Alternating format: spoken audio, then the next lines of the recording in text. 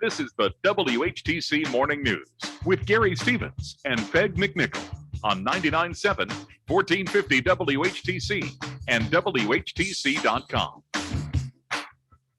Welcome back. Welcome. Now we got everything in order. Welcome back to the WHTC Morning News for this Tuesday, August 24th.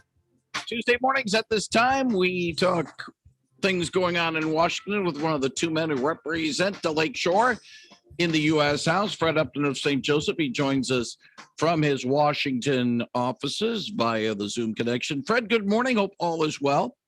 Well, good morning. We had a pretty late night last night. Things, you might have seen the news, things broke down on getting this infrastructure bill up. So we'll see what happens today. But Nancy Pelosi, Speaker Pelosi, threw in the towel about, 1:45 this morning. And we're back at it this afternoon, but we will be having a classified briefing on Afghanistan, something that I know weighs on all of our hearts, especially as our office and so many other offices. I was in a meeting yesterday, and there are dozens of members working to try and get some of these translators out that really helped our troops. We don't speak their language, and so literally all of our operations there, we had translators individually with a good number of our soldiers, and a good number of those soldiers came to us and said, "Can you help? These people really did save our lives." And so we're anxious to watch this unfold, and obviously a lot of questions will be going on today. I don't know if they'll tell us about. Apparently, the CIA director was there yesterday in Kabul, so lots of news going on, that's for sure. Yeah, definitely. Let's break it down a little bit and get your thoughts on some of the individual things. First of all, that economic agenda vote has been delayed.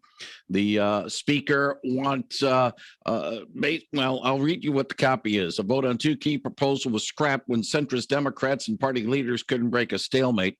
The centrists want the House to pass the bipartisan $1 trillion infrastructure bill the Senate approved earlier this month. They don't want it linked to the president's $3.5 trillion economic plan, but the speaker had wanted votes on both at the same time to get support from centrists on the economic agenda and progressives on the infrastructure bill. Doesn't look like she's going to get her way. Well, we'll see what happens. I already had a call this morning. Talks did break off.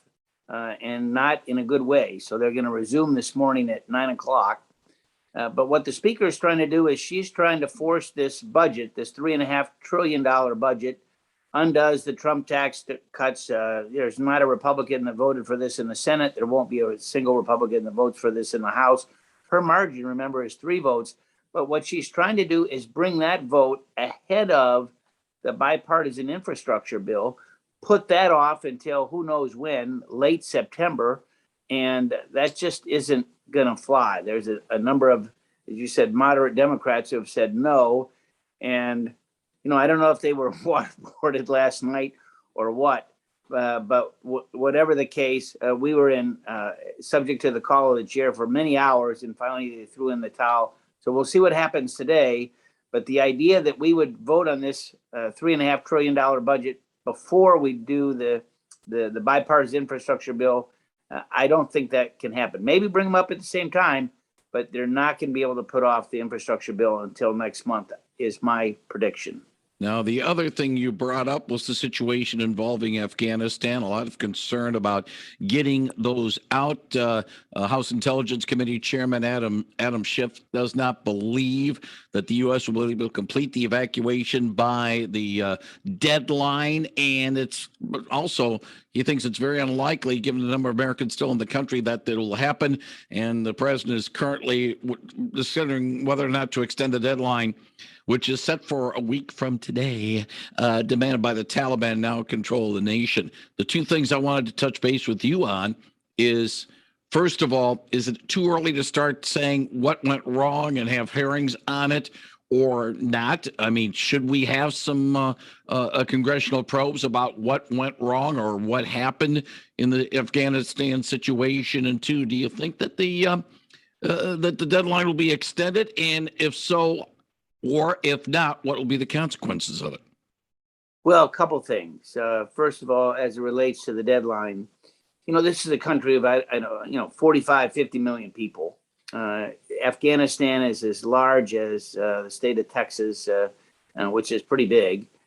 And we have Americans all throughout the country, not just at our embassy or our consul. Our troops, we know, of course, where our troops were, but an American goes there, they don't necessarily check in with the embassy to say, here I am. I mean, whether it's, France or Afghanistan, you don't do that. It just doesn't happen. So we have probably thousands of Americans located throughout the country. I mean, whether they be, ministers, a whole number of different fields that might be there, economic development people, contractors that are there.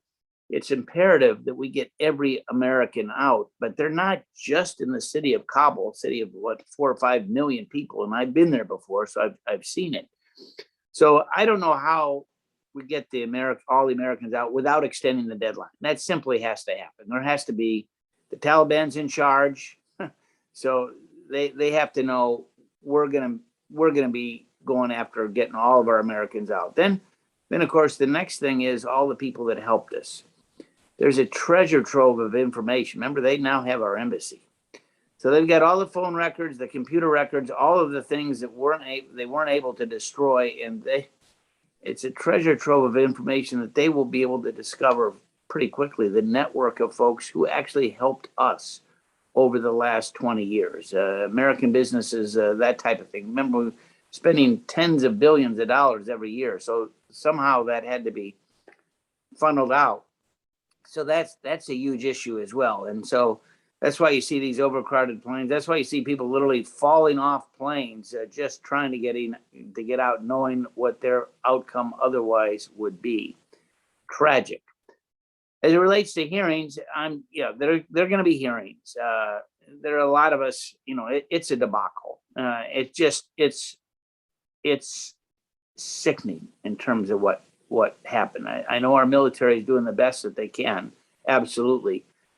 But the conditions that were set that weren't followed, I mean, this spiraled into just an absolute disaster with consequences that will be long lasting.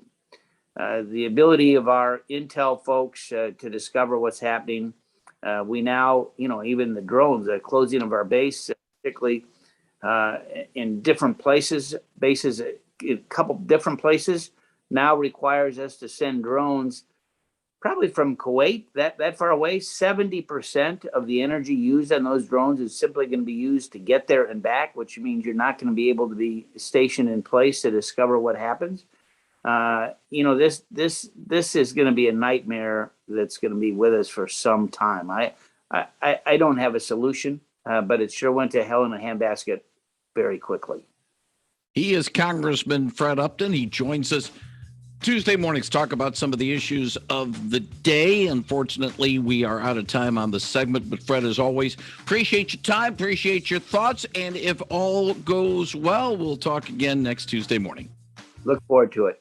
Thank you very much, Fred Upton, on 99.7 and 1450 WHTC.